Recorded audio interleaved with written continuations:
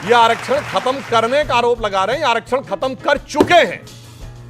जामिया मिलिया इस्लामिया में SC, ST, OBC का सारा आरक्षण समाप्त कर दिया गया और पूरा एक मुश्त मुसलमानों को दे दिया गया।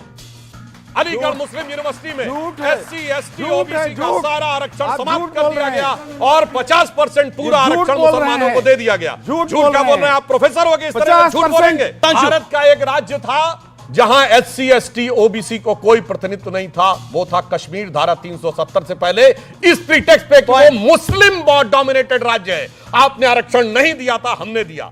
आज पश्चिम बंगाल की सरकार ने पिछले साल 91 जातियों को ओबीसी में लाए और उसमें 85 मुसलमान।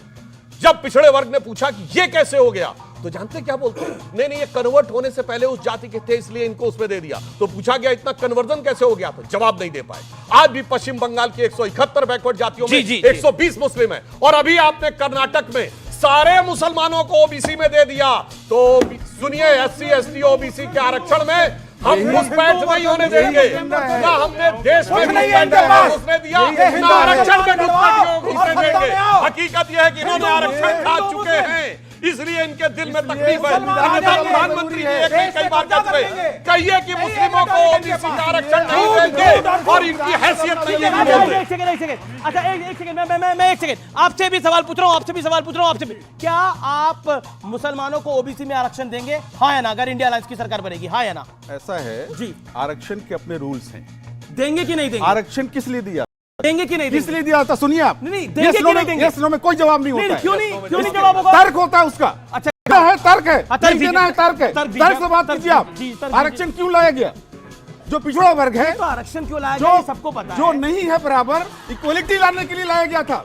और अगर समाज में नहीं है, उस वर्ग को, उस क्लास को, सबको मिलना चाहिए आरक्षण। आप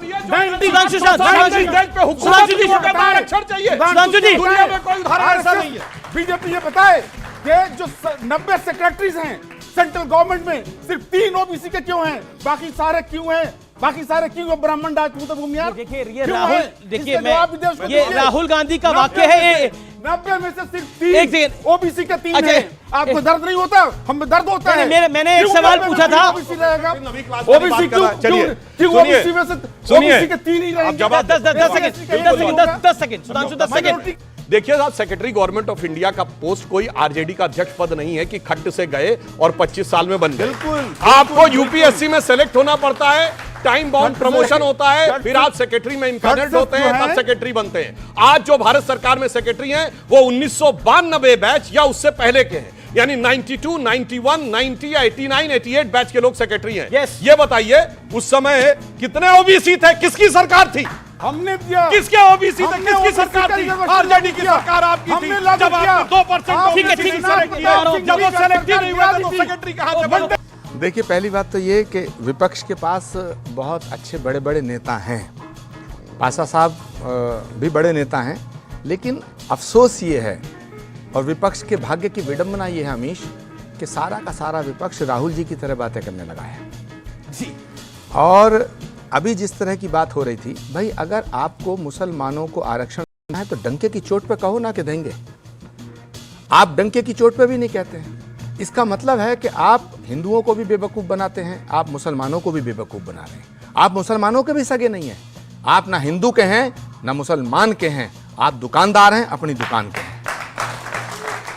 दूसरी बात अमीश, दूसरी बात, पाशा साहब ने कहा कि अब तक आप कहाँ थे?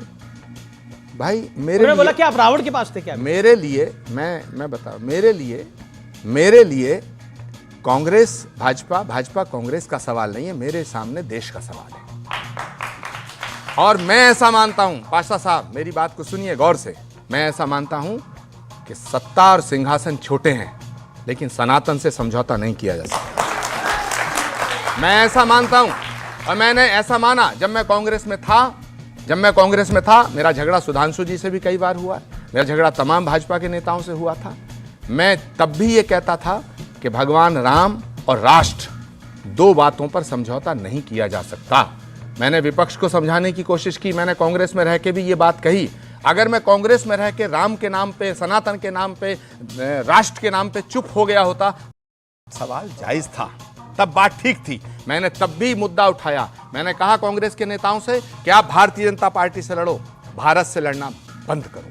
मैंने कहा कांग्रेस के नेताओं से, ऑन रिकॉर्ड कहा, पब्लिक मीटिंग में कहा, अंदर पॉलिटिकल अफेयर्स कमेटी की मीटिंग में कहा, मैंने ट्वीट्स करके कहा। मैं लगातार 2.5 साल से अमीश ये कह रहा था कि आप भाजपा से लड़ो, भारत से मत लड़ो, आप सनातन से मत लड़ो, आप सनातन को खत्म करने की बात करने वालों का साथ मत दो, आप इस कांग्रेस को महात्मा गांधी के रास्ते से हटा करके मोहम्मद अली जिन्ना के रास्ते पे मत ले जाओ।